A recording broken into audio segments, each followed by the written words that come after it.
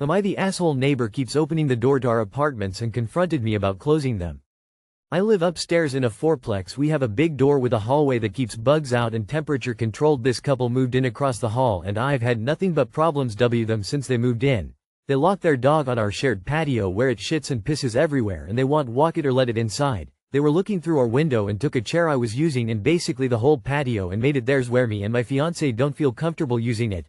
Literally have a conversation area that takes the whole patio up. The lady yelled at me to take my groceries in faster once and now they are propping the big outside door open with a giant rock and getting angry if anyone closes it. For reference, it is 90 degrees outside. There are hella wasps. She caught me closing it one time and told me they want it open so they don't have to have the light in the hallway on. It's a tiny light. I genuinely don't know what to do. These people are crazy and make me feel insane.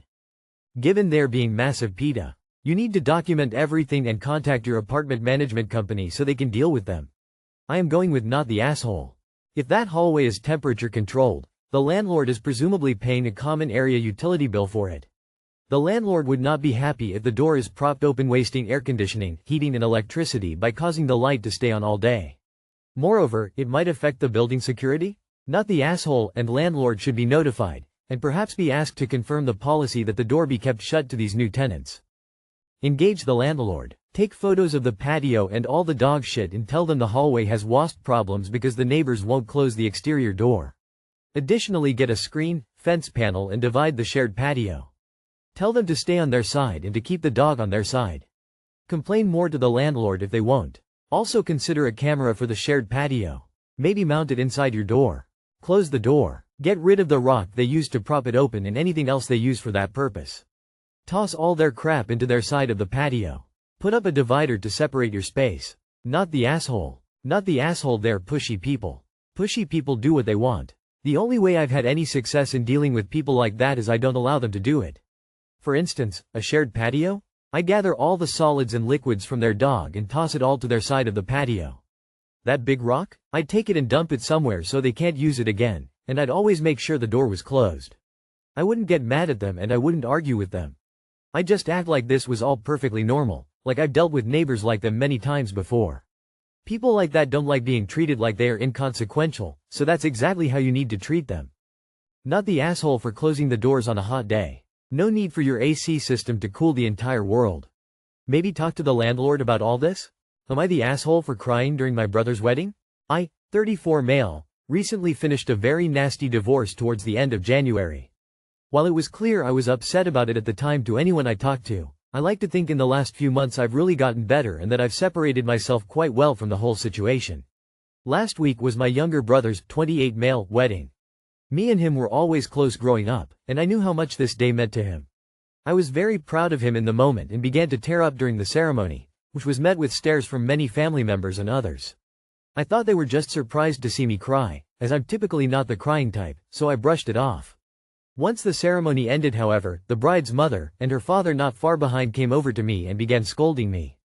I didn't catch what she said at first because I was confused, but it became clear she accused me of crying over my divorce, and taking away from their moment. I tried to explain that I was crying tears of joy for my little brother, but they weren't having it and told me to leave right away. I tried to calm things down and talk to my brother and his wife, but was told they wanted me gone. The next day I was met by 2 texts. A text from my brother and a text from his wife. From my brother, it was a message saying he was disappointed and said I shouldn't have attended the ceremony if I knew I wouldn't be fit to attend. The message from his wife was similar. Am I the asshole? Not the asshole. As long as you weren't sobbing so loud that it interrupted the ceremony, you did nothing wrong. Crying at weddings is super normal. I'm in a very happy relationship and last year I cried like a baby at a good friend's wedding because weddings are emotional. Maybe because you don't normally cry much, people chalked it up to some unresolved feelings about your divorce, but even then this feels like an overreaction. WTF, not the asshole, and these people suck. As long as you weren't loud or disrespectful. Hopefully your brother heard a weird version from the in-laws, so just tell him you cried because you were happy for him. Jeez. Dude, when my friends and family got married a shit ton of us were happy crying every single time. Your family is fucked, not the asshole. Not the asshole. You cried at your brother's wedding, not his funeral. Weddings are emotional. The idea that you stole focus just by tearing up is ridiculous. Their reaction says more about them than it does about you. So they presume they know better than you why you cried. That's rich. You're not the asshole, but they sure are. Feels like something's missing here. Am I the asshole for wanting my brother or his girlfriend to buy me a new Switch after his kid broke mine? I, 15M, bought a new Nintendo Switch. A week ago my brother, 23M, and his GF, 23F, stopped by to let their kid, 4M, play since he has a lot of toys here. I was taking a shower when they got here, so I didn't know they were here. My Switch was on the living room couch charging. Now for context, their son has really bad behavior problems. He flips out over everything and will scream and cry for hours. He also loves to break things for no reason. So overall a bad kid. From what my brother told me, the kid had picked it up and one of his parents, not sure who, was trying to take it from him since he's rough with stuff and they didn't want him to break it. This set off the kid, so he started screaming and crying. I heard this part while I was in the shower, but I didn't think anything of it since he's always throwing tantrums. I figured my Switch would be safe cuz it's my apartment and I should be able to leave stuff out without fear of it getting broken. So after I got out of the shower I walked into the living room and my brother has my Switch next to him. Said Switch has the screen all cracked and one of the Joy-Cons disconnected. Obviously I'm pissed and I ask what happened. Apparently the kid got mad that they wouldn't let him have it, so he grabbed it and ran into the kitchen and threw it down and started stomping on it. Which is pretty on brand because he does the same thing with phones or other electronics when he can't have them. This kid is really heavy, but I didn't think heavy enough to the point the screen on my Switch wouldn't work anymore. And I'm not sure what happened to the Joy-Con, but it won't slide on all the way. I think something got bent. I grabbed my Switch and went to my room to text my mom because she was at work. So my mom calls me a while later on one of her breaks and is flipping out about it. As she should, because that was $300 of my own money. So she hangs up and calls my brother and is flipping out on him about it. I was still in my room, so I DK what exactly she said. They ended up leaving with their kid. Then my mom came home and suddenly her attitude has completely switched. She's telling me that she'll buy me a new one when she gets the money and how the kid didn't mean it and he didn't know. And I'm still pissed, so I ask her why my brother or his girlfriend can't replace it, and she makes excuses about how my brother doesn't work and he doesn't have a lot of money. The reason he doesn't have money is 'cause he's a bum and won't get a job and sells weed. His girlfriend works at a fucking taco truck, so obviously between the two of them they can barely afford their expenses. They're constantly asking my mom for money to cover the bills. Now we're at a standstill. My mom is making excuses for why my brother or his girlfriend can't buy me a new one. They could easily buy me a new one if my brother stopped being a bum and got a job. I'm not in the wrong, but I want to see Reddit flame my family. You are owed a new Switch. If your mom decides to pay for it, you can be pissed off, but you have been compensated appropriately. I mean, not the asshole, but this seems more like it's about you wanting your brother and nephew to finally be held accountable than anything else. Your mom is replacing it on their behalf, so at least there's that. Not the asshole, and this is the kind of stuff that destroys family relationships. Without consequences, the kid and your brother will always get away with their bullshit, and your mom will always find ways to excuse their bullshit behavior. Until you are able to leave that house, you are always going to be told to deal with it, he is just 4. Or deal with it, they have a young difficult child at home.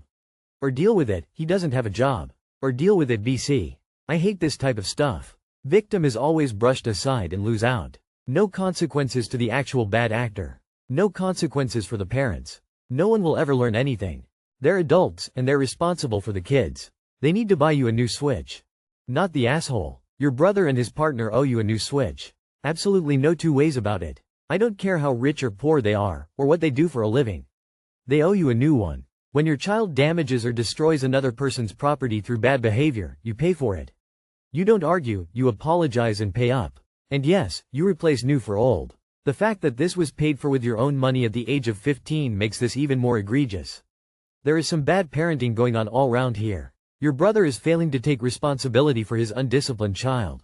Your mother is failing in her responsibility to stand up for you in a situation that is clearly very unfair on you. Not the asshole, but know this.